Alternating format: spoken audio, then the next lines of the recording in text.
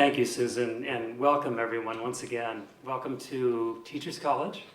Welcome to Columbia University in the city of New York, which is the full name of the university.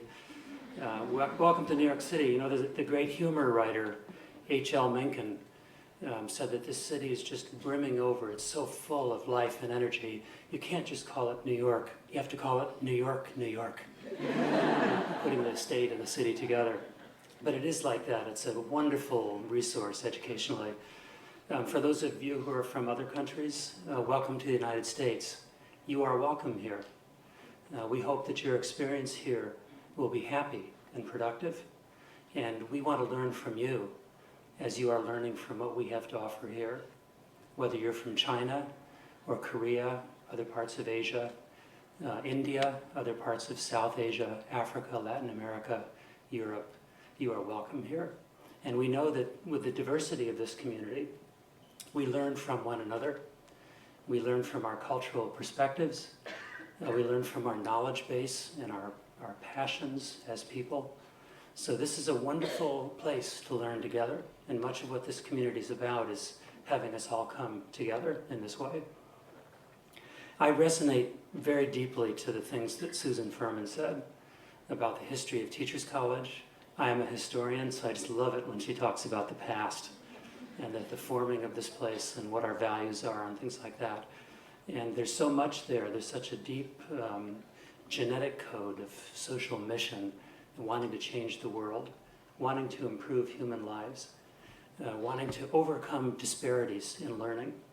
That's really part of who we are. And we debate all the time about how to do that better. What I'm going to do is just offer a few notes. These are just some additional notes beyond what Susan said, because as I say, that's the real message there. And I think her leadership is giving us the kind of institutional direction we really want. My notes are much more about what's inside the black box of the academic life. What do we do here that really is distinctive? You're here to take courses, you'll be writing papers, you'll be advancing, getting a degree.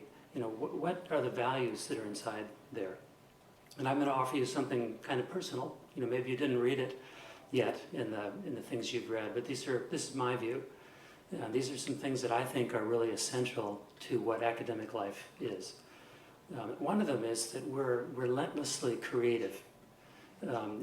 Things change. We don't have one body of knowledge that we're just going to stamp on you. You can't just memorize it. It's a mode of inquiry. It's a set of values. It's a way of life that advances scholarly habits, and it's relentlessly creative. As I say, we're always trying to open and illuminate new ways of understanding human learning, and that's not going to stop when you leave here, when you have your degree. If you have done this right and you've really taken this to heart, you will be learning throughout your entire lifetime. You're going to be doing research. You're going to be inquiring. And you're going to be transforming your knowledge as you move forward. That's the nature of knowledge here. It's not just money in a bank. You can take it out and use it. It's something that's constantly changing. And it has guidelines, and it has scientific method and methods in the humanities. But it's full of imagination and creativity. The second thing I want to say is very important for being a student, and also for thinking about the knowledge that we use, reflecting on that first comment I made. And this is really about academic integrity. Academic integrity means being truthful. And so much of what we do in research, so much what we do in professional life, whether it's being a clinician or a teacher or a health worker, it's learning how to be truthful, how to use knowledge that has been verified, that's been checked, that people have debated and they understand and they have validated that as truth. If you had an article teaching you how to do something in the field, whether it's health education or math education, and it's based on fabricated data and it's untruthful, you might harm the people that you're working with. And even more so if it's at the policy level. If you're looking at macro data and people are lying and fabricating, you're capable of inflicting great harm through the use of knowledge.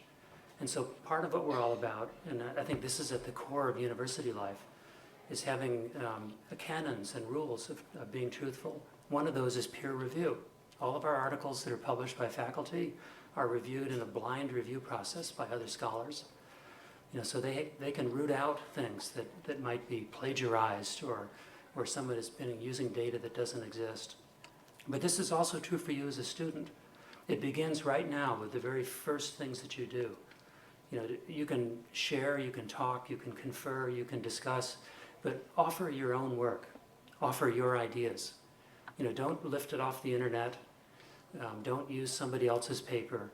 Think for yourself, because when you're out there doing the work in the world that you've come here to do, that truthfulness is going to matter. It's going to mean that you're going to be offering that lifelong as a way of life.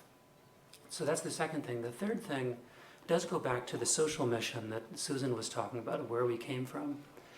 That this institution was really created in the face of great magnitude of human need, of a city at that time in the late 19th century that was ungovernable. It was going out of control.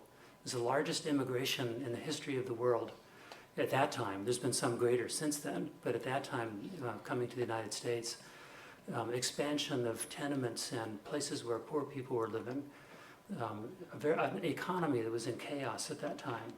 So when Teachers College came into being, it was really trying to figure out, how can we work on improving education? How can we improve health outcomes? How can we build better nutrition and physical exercise and things like that for a growing population with great inequality in it? And I just want to say to you, we're back today at the point of creation again. We are in a world where those same needs exist. And this institution and your lives and your professional lives in the future are all about that. What can we do with the knowledge that we have to improve the human condition?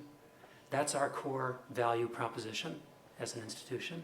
And you're here to work on that with us. We're very proud that you're here. And to go back to what I was saying earlier, you are all welcome here. I hope that you have a joyous and productive life here, and we are here to help you. Welcome.